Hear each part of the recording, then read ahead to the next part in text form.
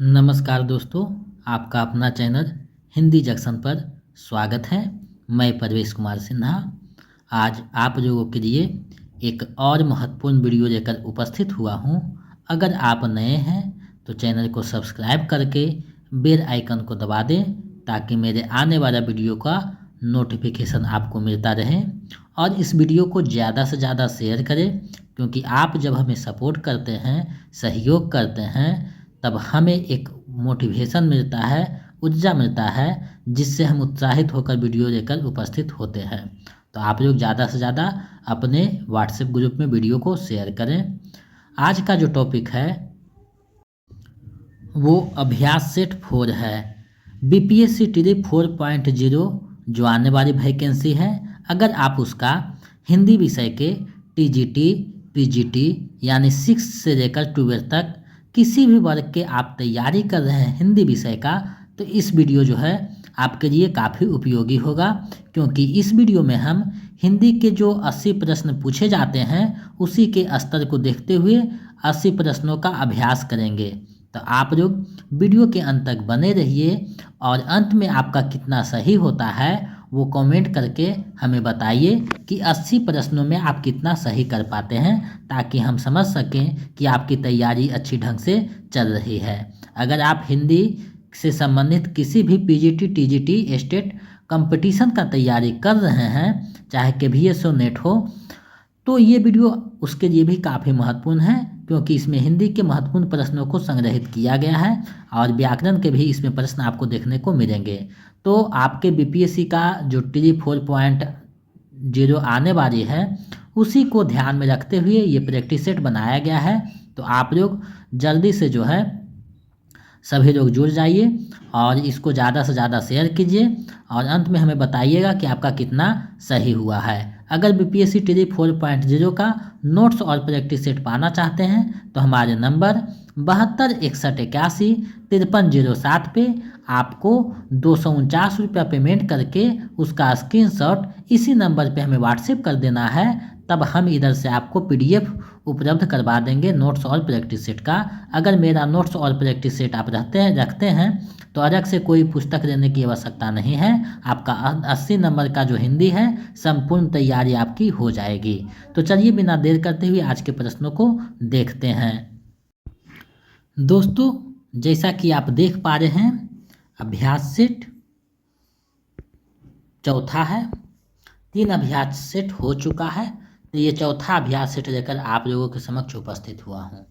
अगर आप तीनों अभ्यास सेट नहीं देखे हैं तो प्लेलिस्ट बीपीएससी प्रैक्टिस सेट 4.0 अभ्यास सेट प्रैक्टिस सेट के नाम से बना हुआ है, वहाँ से आप लोग देख लीजिएगा।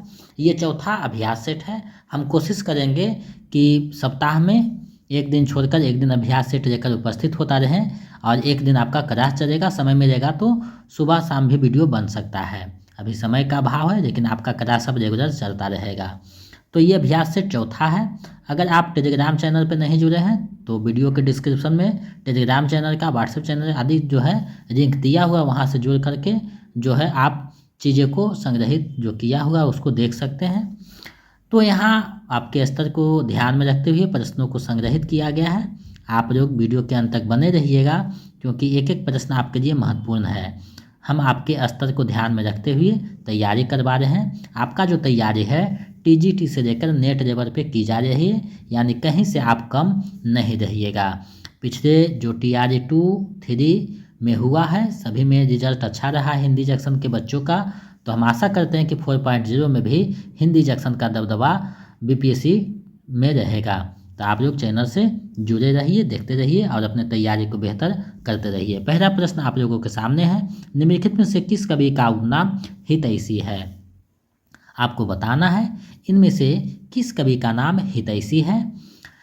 5 विकल्प रहता है जो आप सामने देख रहे हैं। 2 विकल्प जो है घ और अंग बहुत जो है डिफिकल्ट विकल्प रहता है, इसमें बहुत सारे लोग फंस जाते हैं। तो इसका जो है अभ्यास आप लोगों का होता रहेगा, तो कोई भी परेशानी नहीं होगा, क्योंकि अभ्यास ही प्रैक्टिस सेट ही बीपीएससी में रिजल्ट का जो है सबसे बड़ा कड़ी माना जाता है, क्योंकि यहाँ सिलेबस नहीं है। बिना सिलेबस का आपको तैयारी करना है, तो हर एक चीज़ों को ध्यान में रखना होगा, जो कि हम प्रैक्टिस सेट में समाहित किए हैं।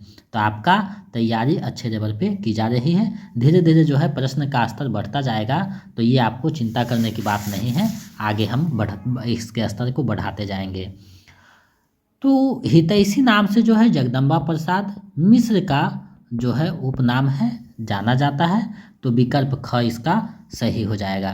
चलिए आगे बढ़ते हैं। अगला प्रश्न आप लोगों के सामने है। हम राज्य लिए मरते हैं, सच्चा राज्य परंतु हमारे कृषक ही करते हैं। इस प्रसंग में उर्मिला का कौन सा विचार सही है? इसमें उर्मिला का कौन सा विचार जो है सही है, आपको बताना है। इसमें कौन सा विचार आया है? तो देखिए, पहला का विकल्प है, समंती समाज में स्त्रियां मर्यादा के नाम पर घर की चार दीवारी में कैद होती है। किसान राज समाज से अधिक सुखी है। किसान स्त्रियां अपने पतियों के साथ स्वतंत्रतापूर्वक विचरण करती है। तो चार दीवारी में कैद है, ये भी सही है। किसान समाज जो अधिक सुख है, ये भी सही है। स्वतंत्रतापूर्वक विचरण करती है पतियों के साथ किसान स्त्रियाँ, ये बिल्कुल सही है। आप देखते होंगे कि किसान के साथ उसके पत्नी भी जो है खेत में काम करती है। तो तीनों सही है। तो इसका जो है सही आंसर विकल्प घ हो जाएगा, उपयुक्त में से एक से अधिक। चलिए आगे बढ़ते हैं, अगले प्रश्न को देखते हैं।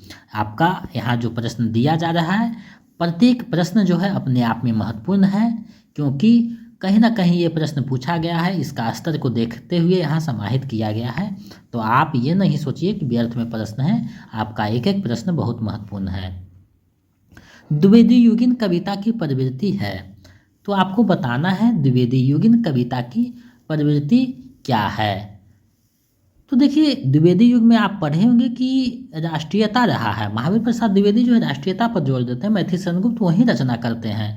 माखन राज चतुर्वेदी वही रचना करते हैं द्विवेदी युगीन में। तो राष्ट्रीयता का तो वहाँ है, बिल्कुल सही है। इतिवृत्तात्मकता द्विवेदी युगीन की जो है सबसे बड़ी विशेषता थी, तो ये भी सही है। नीति और आदर्श का चित्रण, तो नीति और आदर्श दोनों का जो है चित्रण द्विवेदी युग में किया जाता है। तो ये तीनों आप देखिएगा कहीं ना कहीं सही है। तो इसका उपयुक्त में से एक से अधिक यानी विकल्प घ सही हो जाएगा। नेक्स्ट प्रश्न देखते हैं। मधुप उपनाम से काव्यानुवाद करने वाले कवि कौन हैं? यानी मधुप नाम से कौन से जो रचनाकार थे वो काव्य का जो है अनुवाद किया करते थे, आपको बतानी है। तो मधुप नाम से काव्य का जो अनुवाद करते थे, ये मधुप जो आया है शब्द कहीं ना कहीं आपको फंसाने का काम करता है, दुविधा में डालने का काम करता है।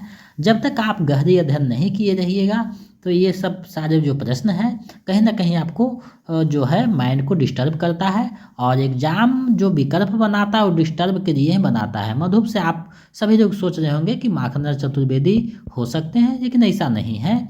मैथिली शरण जो गुप्त थे वो मधुप नाम से जो है काव्य का अनुवाद किया करते थे। तो विकल्प ख इसका सही हो जाएगा। भारतेंदु हरिश्चंद्र विकल्प में है, तो इनसे आपको समझ में आता होगा कि भारतेंदु हरिश्चंद्र ने जो शुरुआत किया था आधुनिक हिंदी का, उसका जो है जनक माना जाता है, पितामह भी माना जाता है इनको।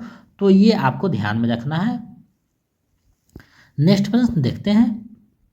इनमें से मैथिली शरण गुप्त की रचना नायिका प्रधान है।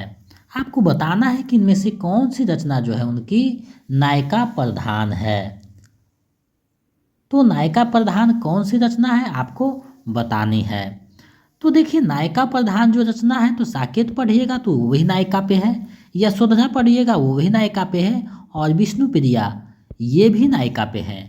तो तीनों लगभग नायिका पे आपको जो है दिखाई देगा। नायिका प्रधान रचना है, तो इसका सही जो आंसर हो जाएगा विकल्प घ हो जाएगा। साकेत का जो रचना हुआ था 1931 में हुआ था, यशोधरा 1932 में होता है, और विष्णु प्रिया जो है 1957 में इसकी रचना होती है। तो ये भी आपको ध्यान में रखना है कि कौन सी रचना किस वर्ष की गई थी, क्योंकि रचना का जो है सजाने के लिए भी दे देता है, तो ये आपको ध्यान में रखनी चाहिए। तो इसका सही आंसर जो है विकल्प घ हो जाएगा।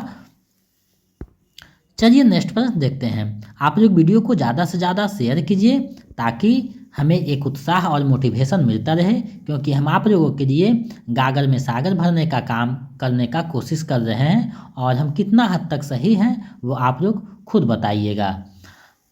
सुंदरता का आलोक स्रोत है फूट पड़ा मेरे मन में, जिससे नवजीवन का प्रभात होगा फिर जग के आंगन में। उपयुक्त पंक्तियाँ किसकी है? ये जो पंक्तियाँ हैं वो किस रचनाकार की है, आपको ये बतानी है। ये जो पंक्तियाँ किस रचनाकार की है आपको बतानी है। सुंदरता का आलोक स्रोत फूट पड़ा मेरे मन में, जिससे नवजीवन का प्रभात होगा फिर से जग के आंगन में। आप देखिएगा ये पंक्ति जो है कहीं ना कहीं आप पढ़े होंगे, सुने होंगे। अगर आप हिंदी से एमए किए होंगे तो कहीं ना कहीं ये आपको दिखाई दिया होगा। तो ये जो पंक्तियां हैं ये सुमित्रानंदन पंत की है, विकल्प ख सही हो जाएगा। इनकी रचना है युगांत। युगांत जो रचना है उसी की ये पंक्तियां यहाँ दी गई है, तो इसका सही विकल्प ख हो जाएगा, सुमित्रानंदन पंत। देखिए जयशंकर प्रसाद के बारे में सबसे बड़ी रचना है कामायनी, जिसके बारे में बराबर जो है पूछा जाता है।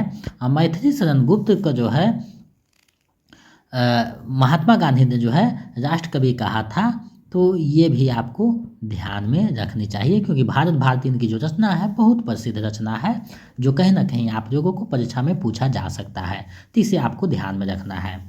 चलिए आगे बढ़ते हैं। स्नेह निर्झर बह गया है, रेत ज्यों तन रह गया है। उपयुक्त गीत किस कवि का है? आप ये पंक्ति जब पढ़िएगा तो कहीं ना कहीं आपको जो है वेदना दिखाई देगा, और वेदना का जहाँ भी ज़्यादा बात होगा तो महादेवी वर्मा आती है, और नहीं तो सूर्यकांत त्रिपाठी निराला आते हैं। तो स्नेह निर्झर बह गया है, रेत ज्यों तन रह गया है। उपयुक्त गीत किस कवि का है? तो ये जो गीत है वो सीधा सीधी आपको सूर्यकांत त्रिपाठी निराला की है, विकल्प ग सही हो जाएगा। इनकी प्रसिद्ध कविता है राम की शक्ति पूजा, और एक और वेदना की कविता है सरोज स्मृति। तो ये आपको ध्यान में रखनी होगी। ये दोनों कविताएं जो है अनामिका एक पुस्तक है जिसमें संग्रहित किया गया है, रंबी कविता है, और इन्हीं का कविता आप 7 या 8 क्लास में पढ़े होंगे, तोड़ती पत्थर, बहुत ही प्रसिद्ध कविता है, तो ये आपको ध्यान में रखना होगा। पंत को जो है प्रकृति का सुकुमार कवि कहा जाता है, ये भी आपको ध्यान में रखना होगा। तो इसका सही आंसर विकल्प ग हो जाएगा, सूर्यकांत त्रिपाठी निराला। चलिए आगे बढ़ते हैं।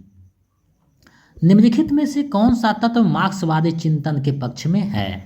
निम्नलिखित में से कौन सा तत्व जो है मार्क्सवादी चिंतन के पक्ष में है? माने मार्क्सवादी के पक्ष में कौन सा चिंतन यहाँ जो है आपको दिखाई देता है, इसे आपको बताना है। तो मार्क्सवादी आपका सीधा सीधी जो है प्रगतिशील लेखक जो संघ हुआ था मार्क्सवादी से प्रभावित था, तो वर्ग संघर्ष बिल्कुल सही बात है, वर्ग संघर्ष है। प्रतिनिधि पात्र ये भी सही है, आधार अवधि रचना ये भी सही है, यानी तीनों जो है मार्क्सवादी चिंतन के पक्ष में है। आप देखिएगा तो तीनों मार्क्सवादी से प्रभावित जो है विचार यहाँ चिंतन यहाँ प्रस्तुत किया गया है, तो इसका सही आंसर उपयुक्त में से एक से अधिक हो जाएगा। चलिए आगे बढ़ते हैं, अगले प्रश्न को देखते हैं। देखिए प्रगतिशील लेखक संघ से संबंधित प्रश्न आ ही गया है। प्रगतिशील लेखक संघ की स्थापना लंदन में किसके प्रयत्न से हुई थी? लंदन का बात कर रहा है, आप लोग लखनऊ का जो प्रेमचंद हैं उनसे आप लोग नहीं तुलना कीजिएगा, क्योंकि लंदन का बात किया जा रहा है। तो लंदन में जो है मुल्कराज आनंद और सज्जाद जहीर के द्वारा जो है प्रगतिशील लेखक संघ का जो है स्थापना किया गया था, तो विकल्प ख जो है सही हो जाएगा। 1935 में हुआ था। 1935 ईस्वी में लंदन में प्रगतिशील लेखक संघ की स्थापना हुई थी, जिसकी एक शाखा भारत में लखनऊ में 1936 में स्थापित हुई थी, जिसके प्रथम अध्यक्ष मुंशी प्रेमचंद को बताया गया था। तो इतनी बातें आपको ध्यान में रखना है। चलिए नेक्स्ट प्रश्न देखते हैं। आज जो है प्रैक्टिस सेट है, 80 प्रश्न है, तो लगभग 1 घंटा से आसपास जो है समय लगेगा। तो आप लोग मन से जो है तैयार होकर के, मन को एकत्रित कर के प्रश्नों को देखिए, क्योंकि बीपीएससी में एक एक नंबर आपका बहुत महत्वपूर्ण है। क्योंकि इस बार जो टीजीटी एग्ज़ाम हुआ था उसमें बहुत सारे बच्चों का मैसेज आया था जो 1 नंबर से रिजल्ट नहीं हुआ है, तो उन्हें जो है और मेहनत करनी होगी और अपनी मेरिट के लिए, ताकि उनका जो है बिहार में एक शिक्षक के रूप में दावेदारी हो सके। हरिजन गाथा किसकी रचना है? हरिजन गाथा एक रचना है, वो किस रचनाकार की है आपको बताना है। तो हरिजन गाथा जो रचना है बाबा नागार्जुन का है, ये आपको ध्यान में रखना है। विकल्प ख सही हो जाएगा। और नागार्जुन जो हैं बिहार के रचनाकार थे, ये भी आपको ध्यान में रखना है, क्योंकि इनसे संबंधित जो है प्रश्न पूछा जाता है। चलिए आगे बढ़ते हैं। निम्नलिखित में से आग और राग का कवि किसे कहा जाता है? निम्नलिखित में से आग और राग का कवि किसे कहा जाता है? तो आग और राग का जो कवि है वो रामधारी सिंह दिनकर को कहा जाता है। विकल्प क आपका सही हो जाएगा। रामधारी सिंह दिनकर बेगूसराय के सिमरिया नामक ग्राम में जन्म लिए थे 1908 में। तो रामधारी सिंह दिनकर की जो रचना है वो आप कहीं ना कहीं पढ़े होंगे। इनकी कुरुक्षेत्र बहुत प्रसिद्ध रचना है, लक्ष्मी रथी है। तो इन सारे रचनाओं में उन्होंने जो है राष्ट्रीयता को कहीं ना कहीं दिखाया है। तो यहाँ सही विकल्प का हो जाएगा रामधारी सिंह दिनकर। चलिए नेक्स्ट प्रश्न देखते हैं। प्रयोगवाद के प्रवर्तक माने जाते हैं। प्रयोगवाद के प्रवर्तक कौन माने जाते हैं आपको बताने हैं। प्रयोगवाद के प्रवर्तक कौन माने जाते हैं? तो प्रयोगवाद के प्रवर्तक जो है अज्ञेय को माना जाता है। इन्होंने तार सप्तक नाम से जो है निकाला था। 7 रचनाकारों का किताब संग्रह जो था, संकलन था, उसी से जो है प्रयोगवाद का उदय माना जाता है, जो 1943 में प्रकाशित हुआ था। तार सप्तक इसका जो है 4 खंड है, 43, 51, 59 और 69 में हुआ था। तो ये 4 जो हैं। तो प्रयोगवाद को इन्होंने राहों का अन्वेषी कहा था, यानी राहों का अन्वेषी। लेकिन यही जो है नंदलाल वाजपेयी इन्हें जो है प्रयोगवाद के रचनाकारों को बैठे ठारे का धंधा कहा था। तो ये बातें आपको ध्यान में रखना, जो कहीं ना कहीं आपको सेट में आगे दिखाई देगा। चलिए आगे बढ़ते हैं। अगला प्रश्न है, सहमति नहीं, यह समकालीन शब्द नहीं है, इसे बारीगों के बीच चारों मत करो। ये पंक्तियाँ किसकी है? ये जो पंक्ति है वो किसकी है आपको बतानी है। तो ये जो पंक्ति है वो आप कहीं अगर पढ़े होंगे तो दिमाग में आ रहा होगा। सुदामा पांडे धूमिल की ये पंक्ति है। इनकी एक कविता है नक्सलवाड़ी। नक्सलवाड़ी जो कविता है उन्हीं की ये पंक्ति है। तो ये पंक्ति सुदामा पांडे धूमिल का है। विकल्प ग सही हो जाएगा। नेक्स्ट प्रश्न देखते हैं। रामचंद्र शुक्ल के अनुसार खड़ी बोली गद्य की पहली रचना कौन सी है? आपको बताना है कि रामचंद्र शुक्ल ने खड़ी बोली की गद्य की पहली रचना किसे माना है। तो रामचंद्र शुक्ल ने पहली रचना जो मानना है वो छंद वर्णन की महिमा, यानी विकल्प ख सही हो जाएगा, जिसको रामचंद्र शुक्ल ने खड़ी बोली गद्य का प्रथम रचना माना है, जो गंग कवि की रचना है। गंग कवि एक थे, उन्हीं की जो है ये रचना है चंद छंद वर्णन की महिमा। तो विकल्प ख सही हो जाएगा। आगे बढ़ते हैं, अगले प्रश्न को देखते हैं। फोर्ट विलियम कॉलेज के हिंदुस्तानी के प्रथम प्रोफेसर कौन थे? यानी फोर्ट विलियम कॉलेज के जो हिंदुस्तानी विभाग थे उसके प्रथम प्रोफेसर कौन थे आपको बताने हैं। तो इसके जो प्रथम प्रोफेसर थे गिलक्राइस्ट थे। ये यूजीसी नेट में पूछा गया प्रश्न है। विकल्प क सही हो जाएगा। अब फोर्ट विलियम कॉलेज की स्थापना कब हुई थी? तो 1800 ईस्वी को कलकत्ता में इसकी स्थापना होती है। ये भी आपको ध्यान में रखना है। कलकत्ता में फोर्ट विलियम कॉलेज की 1800 ईस्वी में स्थापना होता है, जिसका एक हिंदुस्तानी विभाग बनाया जाता है, जिसके प्रथम प्रोफेसर गिलक्राइस्ट को बनाया जाता है। तो ये ध्यान में रखनी होगी। तो इसका सही आंसर विकल्प क हो जाएगा। आगे बढ़ते हैं। भाषा योग वशिष्ठ के रचनाकार कौन है? भाषा योग वशिष्ठ के रचनाकार कौन है आपको बताना है।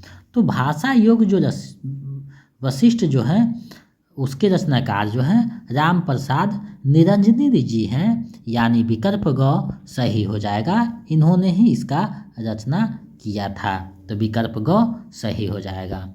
आगे बढ़ते हैं। आप लोग वीडियो को ज़्यादा से ज़्यादा शेयर करते रहें और अंत में आपका कितना सही होता है कमेंट करके बताइएगा। अगर नोट्स और प्रैक्टिस सेट पाना चाहते हैं तो मेरे नंबर 7261815307 पे 249 रुपया पेमेंट करके इसी नंबर पे स्क्रीनशॉट व्हाट्सएप कर दीजिए तो आपको उपलब्ध करवा दिया जाएगा। आप लोग जो है मन लगाकर तैयारी करते रहें, क्योंकि धीरे धीरे जो है कटअप ऊपर जाता रहेगा, तो आपको तैयारी बेहतरीन ढंग से करना होगा। सबसे बड़ा आदमी किसके द्वारा लिखित एकांकी है? सबसे बड़ा आदमी एक एकांकी है, वो किसके द्वारा लिखा गया है आपको बतानी है। तो ये जो एकांकी है ये भगवती चरण वर्मा के द्वारा लिखा गया है, विकल्प ग सही हो जाएगा। आगे बढ़ते हैं। रसोई घर में प्रजातंत्र किसका एकांकी है? रसोई घर में प्रजातंत्र किसका एकांकी है आपको बतानी है। तो ये जो एकांकी है ये विष्णु प्रभाकर की बहुत प्रसिद्ध एकांकी है, जो पीजीटी में पूछा गया था, झारखंड पीजीटी में। तो विकल्प क ये सही हो जाएगा, विष्णु प्रभाकर का है रसोई घर में प्रजातंत्र। आगे बढ़ते हैं। संयोगिता स्वयंवर नाटक के रचयिता कौन है? ये पिछले बार जो है पीपीएससी ट्री 4.0 में पूछा गया है, सॉरी ट्री 3.0 में पूछा गया है, संयोगिता स्वयंवर नाटक के रचनाकार कौन है? तो संयोगिता स्वयंवर जो नाटक है उसका जो रचनाकार हैं श्रीनिवास दास जी हैं, विकल्प ख सही हो जाएगा, जिसका प्रकाशन जो है 1886 ईस्वी में होता है, तो विकल्प ख सही हो जाएगा। अब देखिए यहाँ पे एक आता है बालकृष्ण भट्ट। तो बालकृष्ण भट्ट जो हैं वो भारतेंदु युग के कवि थे, ये आपको ध्यान में रखना है। चलिए आगे बढ़ते हैं। करी कौतुक रूपक के रचयिता कौन है? करी कौतिक रूपक के रचनाकार कौन है आपको बताना है। तो ये जो है प्रताप नारायण मिश्र की रचना है, विकल्प ख सही हो जाएगा। देखिए कहीं भी आप एग्जाम में बैठिएगा तो एक दो प्रश्न ऐसे रहते हैं जो आपको समझ में नहीं आएगा कि कहाँ से पूछा गया है क्या है। तो एक दो प्रश्न ऐसे रहते हैं, तो उसके चक्कर में जो है अपना समय बर्बाद नहीं कीजिएगा।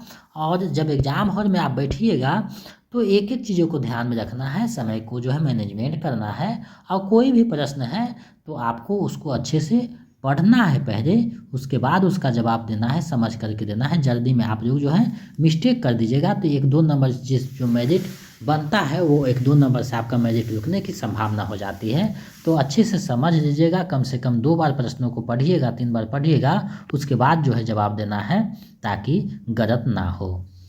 निम्नलिखित में से कौन सा नाटक भारतेंदु का है आपको बताना है। इनमें से कौन सा नाटक भारतेंदु का है?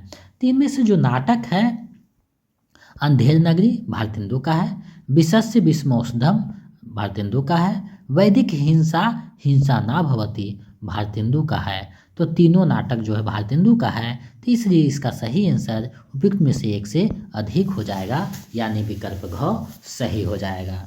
चलिए आगे बढ़ते हैं, अगले प्रश्न को देखते हैं। इसी तरह से आपको जो है वहाँ प्रश्न दिखाई देगा। टीजीटी पीजीटी दोनों का जो है सिलेबस लगभग सेम है, कहाँ से क्या पूछेगा कोई था नहीं है। तो आपका तैयारी जो है अच्छे ढंग से होना चाहिए, ताकि कहीं से भी पूछे तो आप उसको हल करके आ सके, प्रश्नों का जवाब देकर आ सकें। मैंने भावना में एक भावना का वर्णन किया है, मेरे लिए वह संबंध और संबंधों से बड़ा है।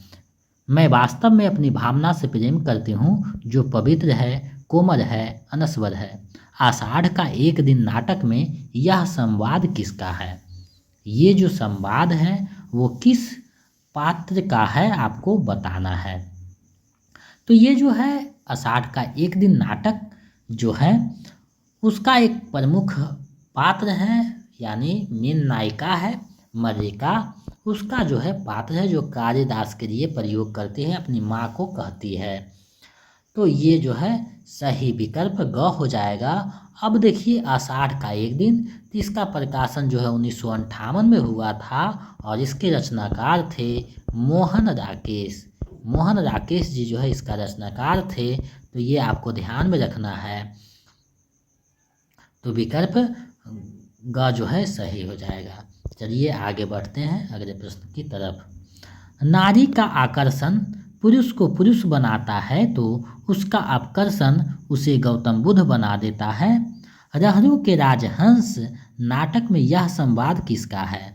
रहरु के राज, यहाँ टाइपिंग मिस्टेक थोड़ा सा हुआ है, कन्वर्ट हो गया है, वर्ड में जो है कन्वर्ट हो गया है, तो इसको अन्यथा में नहीं दे। तो रहरु का राजहंस में नाटक में यह संवाद किसका है आपको बतानी है। तो ये जो संवाद है ये सुंदरी का है, नायिका है उसकी, और इसका जो प्रकाशन हुआ था रहरु के राजहंस, उसका प्रकाशन 1963 ईस्वी में होता है और इसके रचनाकार जो है मोहन राकेश हैं।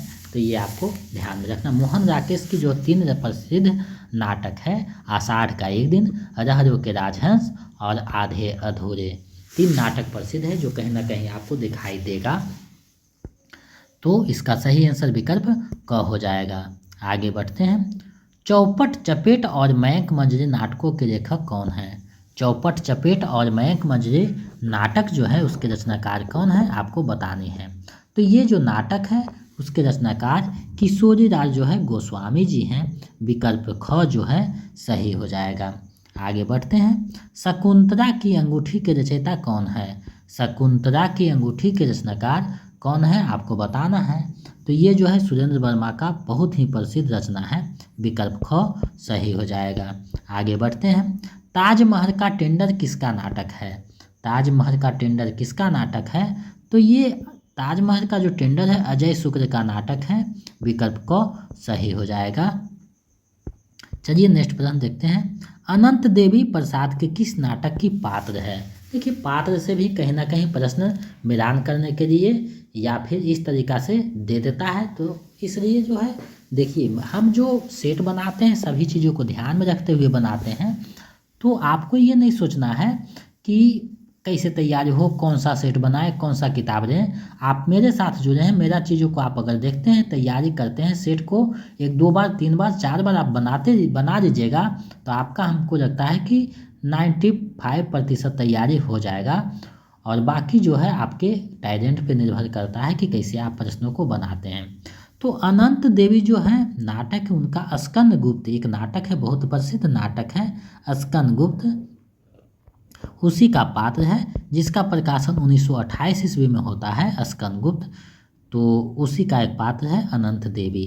तो विकल्प ग सही हो जाएगा। आगे देखते हैं। शंकर शेष द्वारा रचित नाटक है। शंकर शेष द्वारा रचित नाटक कौन सा है आपको बताना है। तो शंकर शेष का नाटक जो है आपको पता होगा, एक और दो नवाचार जो यूजीसी नेट के सिलेबस में लगा हुआ है। घरौंधा ये भी शंकर शेष का है। अरे मायावी सरोवर ये भी शंकर शेष का है। अब यहाँ प्रश्न उठता है कि प्रकाशन कब हुआ था। तो 1977 में हुआ था एक और द्रोणाचार्य, 1978 में हुआ था घरौंधा का, अरे मायावी सरोवर का हुआ था 1980 में। तो ये तीनों नाटक का जो है क्रमवार प्रकाशन हुआ था, जो आप लोग यहाँ देख लीजिए और ये ध्यान में रखना है क्योंकि यहाँ से भी प्रश्न पूछा जाता है। तो विकल्प घ इसका सही हो जाएगा। विकल्प घ सही हो जाएगा और में से एक से अधिक। चलिए आगे बढ़ते हैं, अगले प्रश्न को देखते हैं। कारवां किसका एकांकी संग्रह है? कारवां जो है किसका एकांकी संग्रह है आपको बतानी है। तो कारवां जो एकांकी संग्रह है किसका है, आप अगर पढ़े होंगे तो ध्यान में आ रहा होगा, भुवनेश्वर प्रसाद मिश्र का रचना है। विकल्प ग जो है सही हो जाएगा। भुवनेश्वर प्रसाद मिश्र की रचना है कारवां। चलिए आगे देखते हैं। भीष्म साहनी द्वारा रचित कहानी संग्रह है।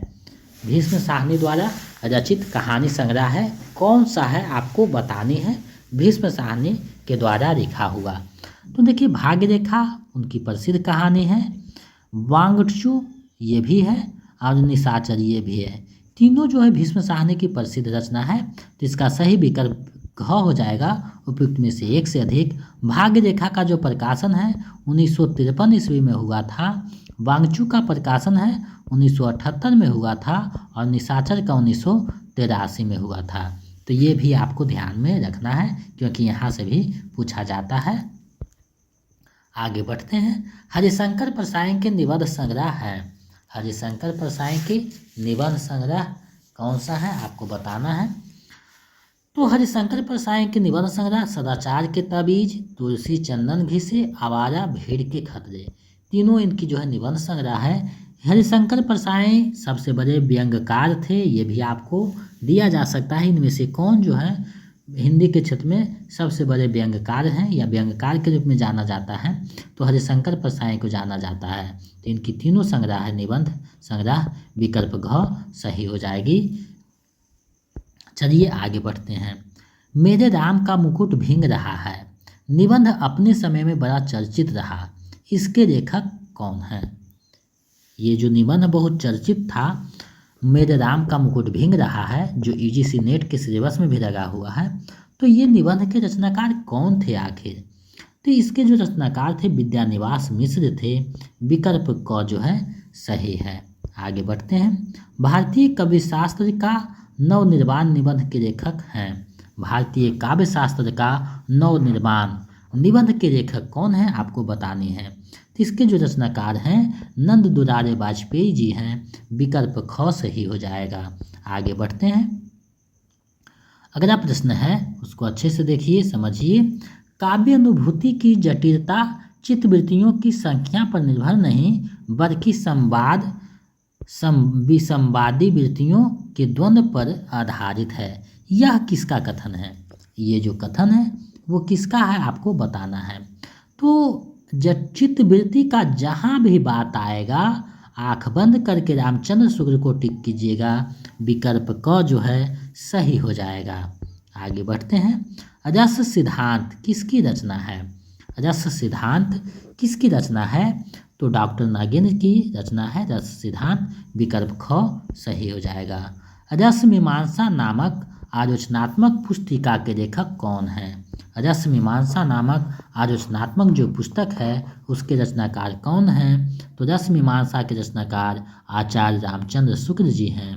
विकल्प ग सही हो जाएगा। ब्रज भाषा कहाँ बोली जाती है आपको बताना है कि कौन से क्षेत्र में ब्रज भाषा जो है बोली जाती है।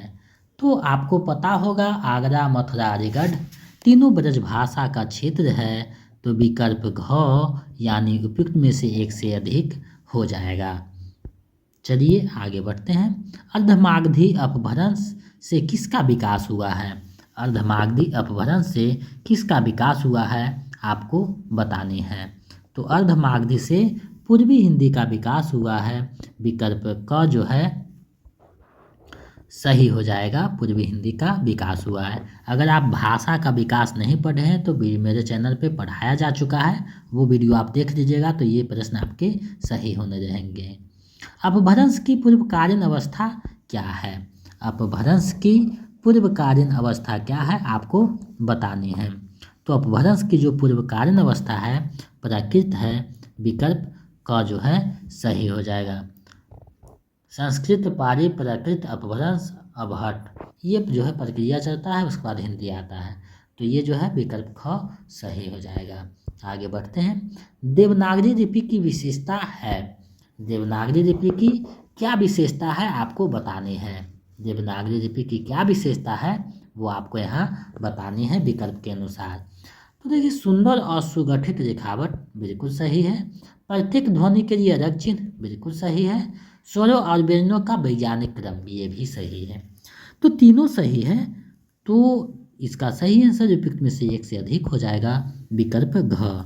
आज जो है 40 प्रश्न हुआ है और आगे बढ़ते हैं 40 प्रश्न को देखते हैं। तो आप लोग वीडियो को ज़्यादा से ज़्यादा शेयर कर दीजिए ताकि हमें एक उत्साह मिलता रहे और अंत में आप कमेंट करके बताइएगा कितना सही हुआ है। और मेरे चैनल को जो है दोस्तों में बताइए कि हिंदी जंक्शन कैसे जो है बच्चों को अंतिम कड़ी तक साथ देता है। फालतू का वीडियो मेरे चैनल पे आपको नहीं मिलेगा, टू द पॉइंट हम बात करते हैं, क्योंकि हमें पता है कि मेरे साथ जो भी बच्चे जुड़े हैं वो कहीं ना कहीं ग्रेजुएशन एमए करके पीएचडी करके जुड़े हुए हैं। तो हमें पता है कि उनको छोटी छोटी बातें बहुत अच्छी तरीक़ा से पता है। तो हमें ये नहीं बताना होता है कि कब रिजल्ट निकल रहा है, कब फॉर्म भराएगा, कैसे फॉर्म भरा, ये सब उनके पास बहुत नॉलेज है, क्योंकि एमए अगर कोई भी करता है तो बहुत विद्वान माना जाता है। तो हमें पता है, लेकिन तैयारी के कड़ी में थोड़ा सा कमी रह जाता है, जिसको हम पूरा करने का एक कोशिश कर रहे हैं। बाकी कहाँ तक हम सही हो पाते हैं ये आपके ऊपर निर्भर है।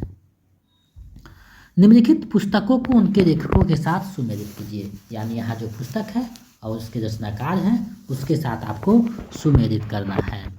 तो हिंदी साहित्य की भूमिका डायरेक्ट आपका जो है हजारी प्रसाद द्विवेदी हो जाएंगे। हिंदी साहित्य का आलोचनात्मक राम कुमार वर्मा। हिंदी साहित्य का दूसरा इतिहास बच्चन।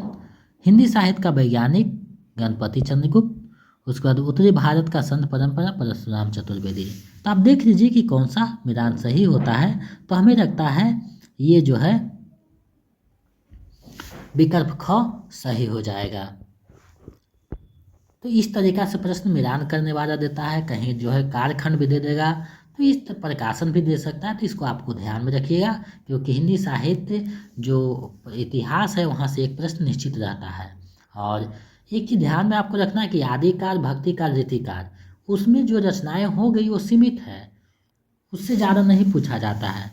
तो मेरे चैनल पे वो एक एक पॉइंट को बताया गया है, उससे ज़्यादा नहीं रहेगा। आप उसको अच्छे से कर लीजिएगा। नोट्स को 1-2 बार 3 बार 4 बार पढ़िए और प्रैक्टिस सेट को कम से कम 3 बार बनाइए।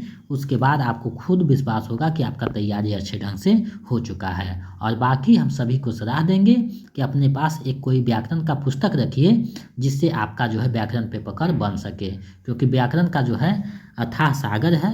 विपरीतार्थक शब्द, पर्यायवाची शब्द, मुहावरा, ये सब का बहुत जो है विशाल क्षेत्र है। तो आप उसको किताब से जो है देख सकते हैं। मलिक मोहम्मद जायसी की प्रेम कविता हिंदी साहित्य के इतिहास का कार्य विभाजन और नामकरण करते हुए उपयुक्त नामकरण किस साहित्य इतिहासकार ने सुझाया है।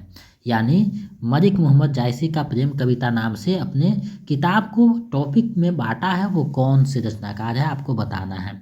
तो जॉर्ज गिरियर्सन ने बांटा है 11 में प्रकार के नामों से। तो विकल्प ग जो है सही हो जाएगा। आगे बढ़ते हैं। विद्यापति की पदावली में वर्णित मुख्य विषय है। मुख्य विषय क्या है आपको बताने हैं, उसमें कौन सा विषय का जो है वर्णन किया गया, मुख्य विषय क्या है वो आपको बताने हैं। तो देखिए मुख्य विषय जो है वो राजनीति द्वंद्व पदावली में आपको कहीं ना कहीं दिखाई देता हुआ नजर आएगा, कहीं ना कहीं आप उसको देख सकते हैं। बया संधि, राधा का बया संधि का वर्णन हुआ, ये भी सही है। बाल विवाह ये नहीं है, अनमेल भी ये भी नहीं, पुरुष परीक्षा ये भी नहीं है। विद्यापति पदावली में राजनीति द्वंद्व और बया संधि 2 आपको दिखाई देंगे। विकल्प को सही हो जाएगा। इजी से नेट का प्रश्न है। चलिए आगे बढ़ते हैं। निम्नलिखित में से किस भाषा का विकास ब्राचर अपभ्रंश से हुआ है। ब्राचर अपभ्रंश से किस भाषा का विकास हुआ है, तो सिंधी भाषा का हुआ है। विकल्प ग जो है सही हो जाएगा। आगे बढ़ते हैं। आज जो है आपका 1 घंटा समय रहेगा, लगभग 1-2 मिनट ज़्यादा हो सकता है, कम हो सकता है। तो चीज़ों को देखते चलेंगे और हर एक दिन के बाद प्रैक्टिस सेट होगा। कोशिश करेंगे कि प्रत्येक दिन हो और क्लास जो है होता रहेगा 9 बजे से। तो आप लोग समय जुड़ते रहिए और अपने तैयारी को बेहतर करते रहिए, क्योंकि नोटिफिकेशन आते आते हम लोग चाहते हैं कि आपका तैयारी जो है अच्छे से करवा दें और बाकी जो है रिविज़न तो चलता रहेगा। विद्वानों द्वारा रीतिकार के नामकरण से संबंधित कौन सा सत्य नहीं है। नामकरण से संबंधित कौन सा सत्य नहीं है आपको बताना है, यानी असत्य को ढूंढना है। तो रीतिकार नाम आचार्य रामचंद्र शुक्ल ने दिया था, बिल्कुल सही है। अलंकृत काल मिश्रबंधु का दिया हुआ नाम है, ये भी सही है। और श्रृंगार काल विश्वनाथ प्रसाद मिश्र का है। तो तीनों सही है और सत्य नहीं पूछ रहा है, तो उपयुक्त में से कोई नहीं सत्य नहीं है। यानी सब सत्य है। इस तरीका से जो प्रश्न रहता है बहुत पेचीदा प्रश्न रहता है, आपको जो है शब्दों में उलझा देता है और परीक्षा का मतलब है शब्दों में व्यवस्था में फंसाना, और उसमें आप फंस जाते हैं। तो प्रश्न को अच्छे से पढ़िए, समझिए, उसके बाद आंसर कीजिए। इसका सही आंसर उपयुक्त में से कोई नहीं हो जाएगा, क्योंकि सत्य नहीं पूछा है। सत्य पूछता तो तीनों सही हो जाता, यानी विकल्प घ। नहीं पूछा है तो ये सही होगा। तो इस तरीका के प्रश्न रहता है, इसको अच्छे से सोल्व कीजिए, क्योंकि बहुत पेचीदा सवाल माने जाते हैं। अगला प्रश्न है, गोरखनाथ की रचनाओं को सांप्रदायिक कहकर साहित्य से बहिष्कृत करने वाले विद्वान कौन हैं? कौन है जो साहित्य से बहिष्कृत कर दिए थे? तो विकल्प क सही हो जाएगा, रामचंद्र शुक्ल ने ऐसा किए थे। विकल्प क सही हो जाएगा। हिंदी साहित्य में छंदों का बादशाह तथा छप्पयों का राजा किसे कहा जाता है? हिंदी साहित्य में छंदों का बादशाह, छप्पयों का राजा किसे कहा जाता है, आपको बतानी है। तो देखिए, ये जो कहा जाता है चंद्रवरदाई को कहा जाता है, चंद्रवरदाई को कहा जाता है, जो कि विकल्प में नहीं है। तो इसका सही आंसर उपयुक्त में से कोई नहीं हो जाएगा। विकल्प विकल्प अंग सही हो जाएगा। और चंद्रवरदाई की प्रसिद्ध रचना है पृथ्वीराज रासो, ये भी आपको ध्यान में रखना है। तो विकल्प अंग सही हो जाएगा। चलिए आगे बढ़ते हैं। संत काव्यधारा में सबसे शिक्षित संत कौन थे? संत जो काव्यधारा थी उसमें सबसे शिक्षित कौन थे, आपको बतानी है। तो सबसे शिक्षित जो थे सुंदरदास जी थे।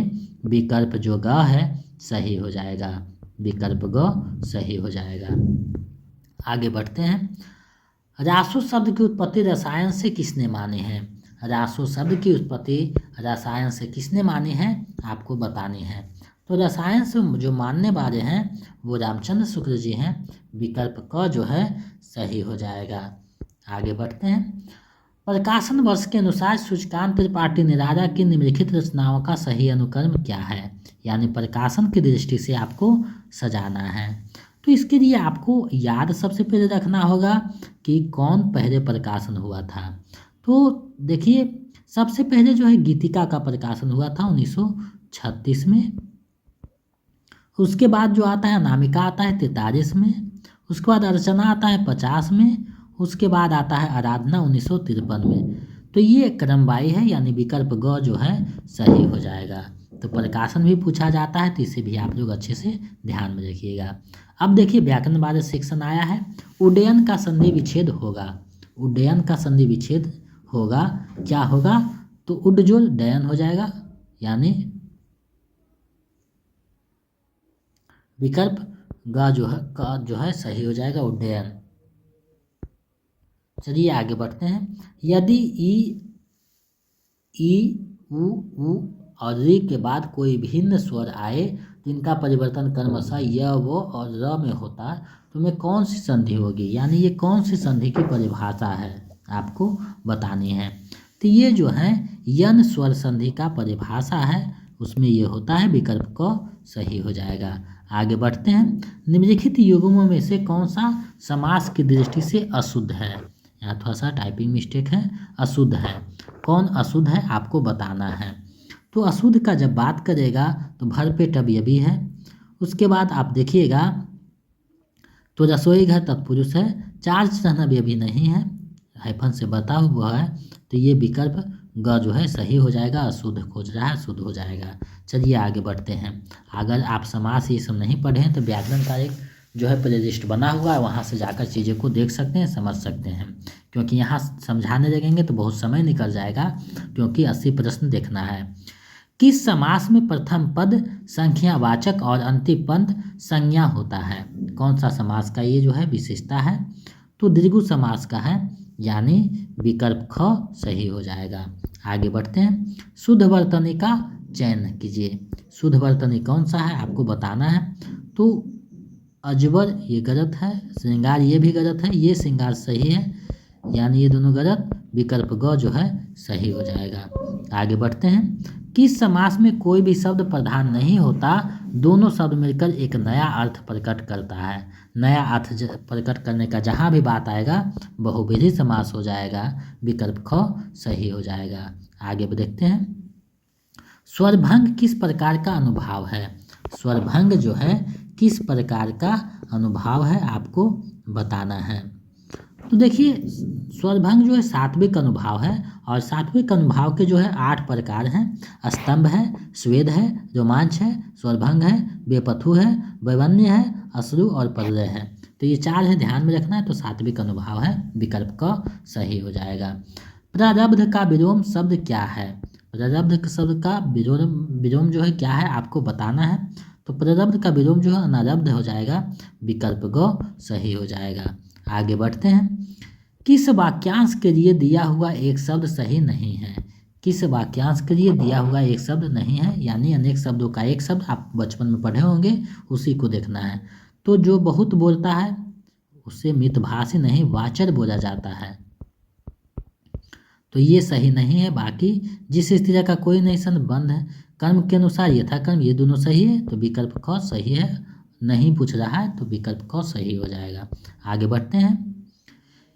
किसी समाज की सभ्यता का मूल्यांकन स्त्रियों के प्रति पुरुषों के को देखकर किया जा सकता है। उस वाक्य में रिक्त स्थान के लिए उपयुक्त शब्द है, यानी स्त्रियों पुरुषों के चरित्र, स्वभाव या आचरण क्या चीज़ देख करके किया जाना चाहिए? तो आचरण, यानी पुरुष के आचरण को देखकर किया जा सकता है, यानी विकल्प ग सही हो जाएगा। आगे बढ़ते हैं। निम्नलिखित में कौन सा गलत सुमेलित है? गलत सुमेलित कौन है आपको पकड़ना है, देखना है। 9 2 11 होना, भाग जाना, बिल्कुल सही है। नजर करना यानी भेंट करना, नजर पर चढ़ना, आंख बचाना, ये बिल्कुल गलत है, विकल्प ख सही हो जाएगा क्योंकि गलत सुमेलित पूछ रहा है। चलिए आगे बढ़ते हैं। निम्नलिखित में से मात्रिक छंद किस विकल्प में है? मात्रिक छंद किस विकल्प में है आपको बताना है। तो दोहा, चौपाई, सोरठा, ये जो है मात्रिक छंद है, विकल्प क सही हो जाएगा। आगे बढ़ते हैं। बड़ा हुआ तो क्या हुआ, जैसे पेड़ खजूर, पंथी को छाया नहीं, फल जा गए अति दूर। इसमें किस छंद का उदाहरण है? ये किस छंद का उदाहरण है? तो विकल्प ग सही हो जाएगा क्योंकि कबीरदास जो है दोहा में लिखते हैं, ये दोहा का उदाहरण है। तो अगर छंद नहीं पढ़े हैं, रस नहीं पढ़े हैं, अलंकार नहीं पढ़े हैं, तो आप मेरे चैनल पे वीडियो बना हुआ है, वहाँ पढ़ लीजिएगा, नहीं तो आगे जो है उसका क्लास भी होगा, तो वहाँ देख लीजिएगा, और नोट्स में दिया होगा, वहाँ भी आप देख सकते हैं। निम्नलिखित में से किस रचन को अजहत स्वार्थ रचन भी कहते हैं? किसे कहा जाता है? तो ये उपादान रचन को कहा जाता है, विकल्प ख सही हो जाएगा। 1-2 प्रश्न ऐसा रहेंगे जो समझ में नहीं आएगा। ये काव्य शास्त्र का है, काव्य शास्त्र सबसे कठिन माना जाता है, तो आप उसको अच्छे से देखिएगा तब समझ में आएगा। निम्नलिखित में से कार्यानुक्रम आचार्यों का सही अनुक्रम क्या है, यानी कार्यक्रम के अनुसार सही अनुक्रम क्या है?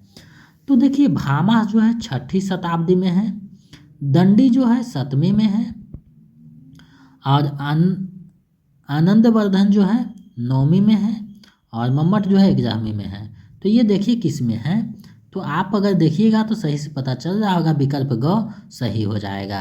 तो इसका सही आंसर विकल्प ग हो जाएगा। चलिए आगे बढ़ते हैं। रस सूत्र के व्याख्याकारों को उनके सिद्धांतों के साथ सुमेलित कीजिए, यानी उसका जो दिया हुआ सिद्धांत कौन सा है उसके साथ सुमेलित करना है।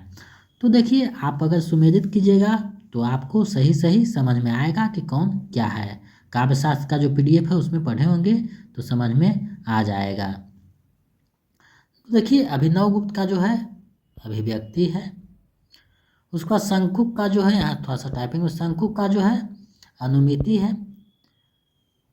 भट्टनायक का जो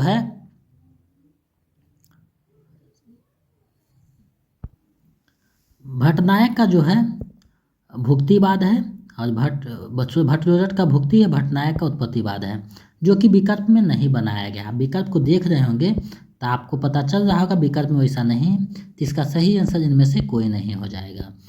विकल्प ने BPSC का क्वेश्चन पूछा हुआ है जो कि विकल्प गलत माना है, तो इसका इनमें से सही कोई नहीं होना चाहिए, लेकिन वो माना था दूसरा जो कि गलत था, बाद में डिलीट किया है, तो इसका सही आंसर विकल्प में से कोई नहीं हो जाएगा। आगे बढ़ते हैं। सूची 1 को सूची 2 से सुमेलित करना है, तो यहाँ देखना है कौन सा शब्द है।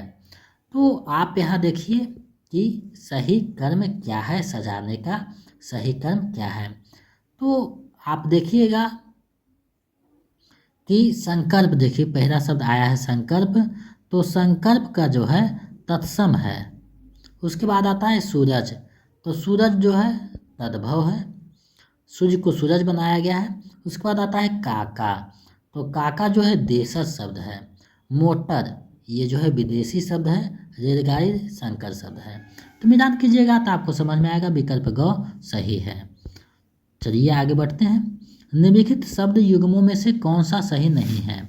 कौन सा शब्द युग्म जो है सही नहीं है आपको बताना है। तो जठर, जरठ, जठर यानी जबान पेट, माने जरठ मतलब जबान और जठर मतलब पेट, ये जो है कौन सा सही नहीं पूछ रहा है। तो जरठ मतलब जबान नहीं होता है, तो ये जो है गलत है। तरंग मतलब लहर और तुरंग मतलब घोड़ा, ये सही है। ज्वार मतलब बुखार और ज्वार मतलब उफान, ये भी सही है। तो इसका सही आंसर विकल्प क हो जाएगा। चलिए आगे बढ़ते हैं। अनेकार्थी शब्दों का युग्म कौन सा सही है? कौन सा सही है आपको बताना है। तो द्विज ब्राह्मण है पृथ्वी, ये जो है द्विज का जो है ब्राह्मण तो होता है लेकिन पृथ्वी नहीं होता है। तो आप ये देखिएगा तो सही पूछ रहा है, तो ये गलत हो गया। सुरभि मतलब स्वर्ण सुगंध, ये सही है। अंक मतलब संख्या, आनंद नहीं होता है, तो ये गलत है। तो विकल्प ख सही हो जाएगा। आगे देखिए, निम्नलिखित शब्द के मूल शब्द तथा इसमें लगे प्रत्यय का कौन सा युग्म गलत है? को प्रत्यय जो है कौन लगा हुआ है जो कि गलत है आपको पहचानना है। तो गलत जो है बचपन अन प्रत्यय होता है, यहाँ पन दे दिया है, तो ये गलत है विकल्प ग। कठिन जुराई सही है, सुंदर प्रतोता, ये दोनों सही है, तो विकल्प ग सही हो जाएगा। आगे बढ़ते हैं। पारिभाषिक शब्दों का अर्थ किस शब्द शक्ति में रहता है? पारिभाषिक शब्दों का अर्थ किस शब्द शक्ति में रहता है? तो ये अभिधा में होता है पारिभाषिक का, विकल्प ख सही हो जाएगा। आगे बढ़ते हैं। 9 प्रश्न और है, उसको देख लेते हैं। अब हम लोग वीडियो के अंतिम में पहुंचने वाले हैं। आप लोग वीडियो को शेयर कर दीजिए एक बार, ताकि हमें एक उत्साह मिल सके। संविधान के किस अनुच्छेद के तहत भारत का कोई भी नागरिक किसी भी भाषा में आवेदन दे सकता है? ये किस अनुच्छेद में प्रावधान किया गया है? तो अनुच्छेद 350 में किया गया है, यानी विकल्प ग सही है। आगे देखते हैं। सोहत ओढ़े पित्त पटु श्याम सरोने गात मनहु निर्मनि सैर पर आपुत प्रयो प्रभात, उक्त दोहे में किस अलंकार का प्रयोग हुआ है? तो इसमें जो है उत्प्रेक्षा अलंकार का प्रयोग हुआ है, विकल्प क सही हो जाएगा। आगे बढ़ते हैं। निम्नलिखित ध्वनियों में कौन सा वर्ण ओष्ठ नहीं है, यानी किसका उच्चारण ओठ से नहीं होता है? तो ट का उच्चारण ओठ से नहीं होता, बाकी प और भ दोनों का ओष्ठ क से होता है, विकल्प ग सही हो जाएगा। अगर ये नहीं पढ़े हैं तो वर्णमाला ध्वनि में पढ़ सकते हैं। जिस संज्ञा में किसी भाव दशा धर्म गुण का बोध हो उसे क्या कहते हैं? तो उसे क्या कहा जाता है आपको बताना है। तो भाववाचक संज्ञा कहा जाता है, विकल्प ख सही हो जाएगा। अब देखिए यहाँ गद्यांश दिया हुआ है, निम्नलिखित गद्यांश को पढ़िए और इससे संबंधित जो प्रश्न है उसका उत्तर नीचे जो है भरिए। तो इसको हम लोग पढ़ते हैं। आचरण की सभ्यतामय भाषा सदा मौन रहती है, इस भाषा का निघट्टू धवल पत्रों वाला है। सभ्यता चरण परखर नाद करता हुआ भी मौन है, आख्यान देता हुआ भी गुप्त है, राग गाता हुआ भी सुर के भीतर है। मृदु वचन की मिठास में आचरण की सभ्यता मौन रूप से घुरी है। नम्रता, दया, प्रेम और उदारता भी आचरण की भाषा है। मनुष्य के जीवन पर इस मौन व्याख्यान का प्रभाव क्षणिक अथवा स्वल्पजीवी नहीं अपितु सनातन होता है। बर्फ का दुपट्टा बांधे हिमालय इस समय तो अति सुंदर मालूम होता है, परंतु प्रकृति ने अगणित शताब्दियों के परिश्रम से रेत का एक एक कण समुद्र में डुबो डुबो कर इस हिमालय के दर्शन कराए हैं। आचरण भी हिमालय की तरह ऊंचे कलश वाला मंदिर है। यह वह आम का पेड़ नहीं जिसे जादूगर क्षण भर में हथेली पर जमा दे। इसके बनने में अनंत काल लगा है। पृथ्वी बन गई, सूर्य बन गया, निरपिंगल संध्या बन गई, तारांगन आकाश में दौड़ने लगे, परंतु अभी तक आचरण के सुंदर रूप से पूर्ण दर्शन नहीं हुए, तो कहीं न कहीं उसकी छटा अवश्य दिखलाई देती है। तो ये गद्यांश था। अब इसको देखते हैं। गद्यांश का सर्वाधिक उपयुक्त शीर्षक है। तो उपयुक्त जो शीर्षक है वो क्या है? तो आचरण की सभ्यता उपयुक्त शीर्षक है, विकल्प क सही है।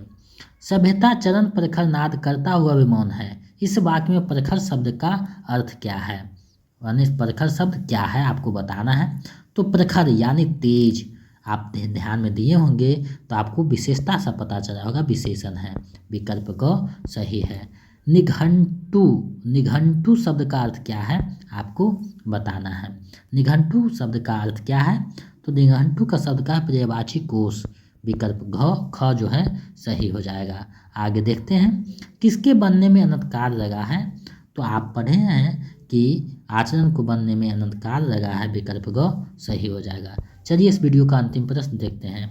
नम्रता, दया, प्रेम और उदारता भी आचरण की भाषा है। इस वाक्य में नम्रता शब्द है, तो नम्रता शब्द क्या है, तो नम्रता जो है संज्ञा की श्रेणी में आता है, विकल्प क सही हो जाएगा।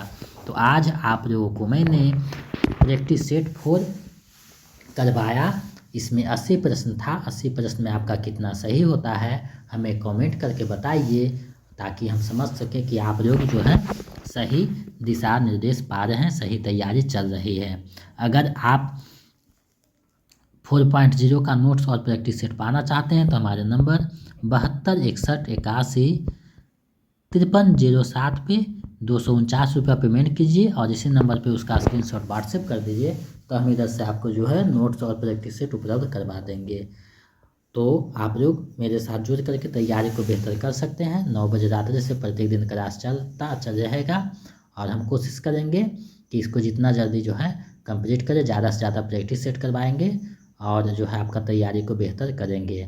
तो हिंदी जंक्शन से जुड़ करके अपने तैयारी को बेहतर कर सकते हैं, क्योंकि हिंदी जंक्शन ने TRA 2 और 3 में बहुत से लोगों को एक योग्य शिक्षक बनने में बिहार में सफलता दिलाई है, महत्वपूर्ण भूमिका निभाई है। तो हम आशा करते हैं कि आप लोगों को भी ये लक्ष्य को जो है प्राप्त कराने में महत्वपूर्ण भूमिका निभाएगा।